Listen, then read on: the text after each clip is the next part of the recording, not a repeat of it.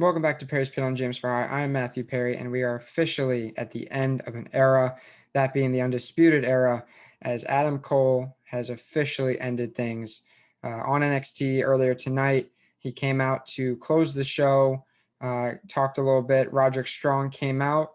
They embraced.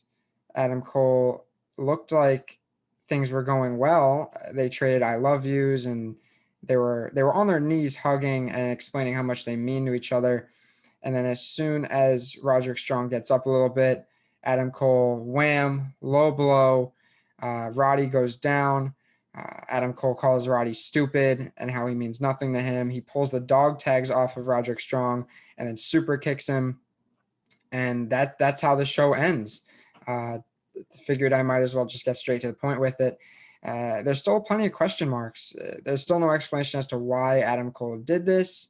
I'm still wondering for myself. I mean, is it just him being selfish? Is he jealous of the opportunities that Kyle O'Reilly has had? We don't know, but he hasn't directly interacted with Kyle O'Reilly yet, besides last week when he came out and ruined their match, their six-man tag against Pete Dunne and Birch and Lorcan. But I mean, we really still don't have answers, even though tonight was supposed to give us some answers. Kyle O'Reilly took to Twitter and he quote tweeted uh, Adam Cole's kind of apology, I guess you could say, and basically just called Adam Cole a piece of shit. There's not much going on with this, and I do wish there were fans here. I do think there would have been a much bigger pop tonight when Adam Cole gave Roderick Strong a low blow. I think it would have been a much better moment with fans there because there definitely would have been quite the pop. Adam Cole would have gotten a bit more heat, and overall it would have been a better moment. But I guess I don't mind it. I am a really big fan of the Undisputed Era, or at least what they were. Um, Unfortunately, it's the end of an era. I mean, all good things must come to an end. I think they've been together for almost 5 years now, 4 or 5 years, something like that.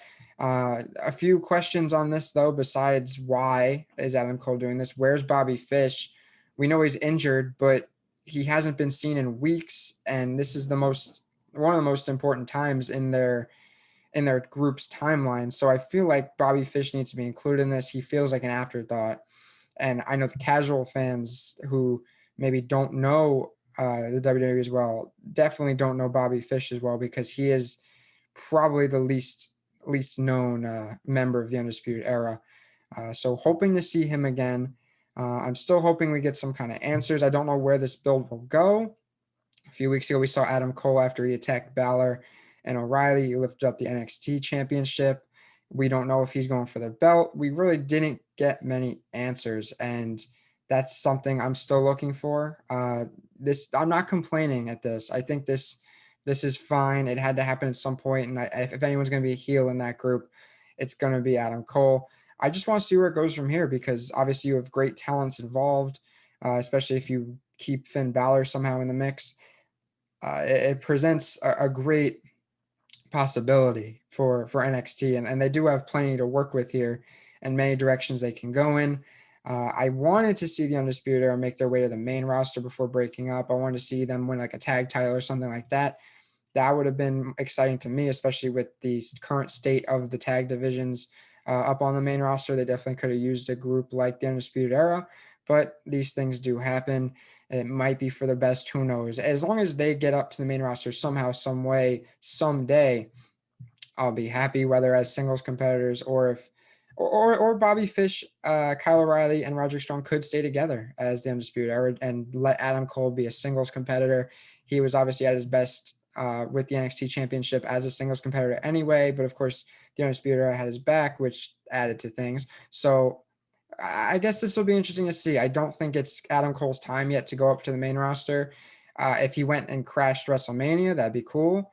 Hopefully, there's a takeover this year in Tampa Bay. Obviously, I'm in Tampa, so I'll be attending that if it happens, and hopefully we can get a vlog or something cool out of it. Very excited for that if it happens, but no word yet on a Tampa takeover. But hopefully, hopefully this build leads to something. We don't have the details yet on the next NXT pay-per-view, next NXT takeover, but I'd have to imagine this is heading towards WrestleMania season. I mean, I want to say 40 something days away.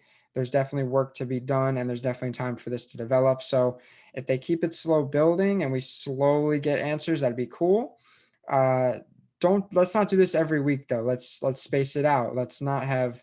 I don't need Adam Cole beating up a member of the Undisputed Era every week. With this happening this week, I'd expect at least one of them to cut a promo next week, whether that's Kyle O'Reilly or Roderick Strong. Uh, Obviously, we don't know who the number one contender is for Finn Balor's championship now. I don't think Cole is number one contender based on what he did. I think it's still Pete Dunne, who should have a rematch clause. I don't think WWE does rematch clauses anymore, but I'd love to see them go at it again. It was a great match. And I mean, we saw what Pete Dunne could do in NXT UK, and I do like his usage here in the States, but I mean, I'd love to see him as champion, especially now that Walter just last week passed Pete Dunne as the longest reigning NXT UK champion, which I didn't think was going to happen. It kind of sucks, honestly, because that's Pete Dunne's biggest accomplishment, and now he's second. But it is where it is. Hopefully, he can start something new here in the States and actually get something going.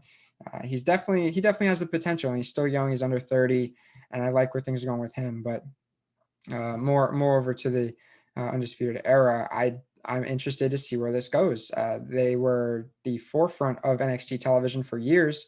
They still are, still main event talents. All four of them, whether singles or tag team, I think all of them have shown that they can do something on this level, on this main event level. So hopefully they do not screw this up, because it's hard to screw something up with such good talent, but it's a WWE, so they're capable of screwing up stuff with good talent. We've seen it primarily on the main roster, but let's hope that stuff doesn't get down to NXT, because then we're running into some problems. But yeah, tonight on NXT, Adam Cole turned on Roderick Strong, confirmed that this is the end of the Undisputed Era, the end of an era in WWE. And now we're just along for the ride, waiting to see what happens next. So I'll of course keep you guys updated. I'll probably put something up next week after NXT, depending on who's there and who does what. But for now, for James for Hire and Perry's Pit, I've been Matthew Perry, and I'll see you guys next time.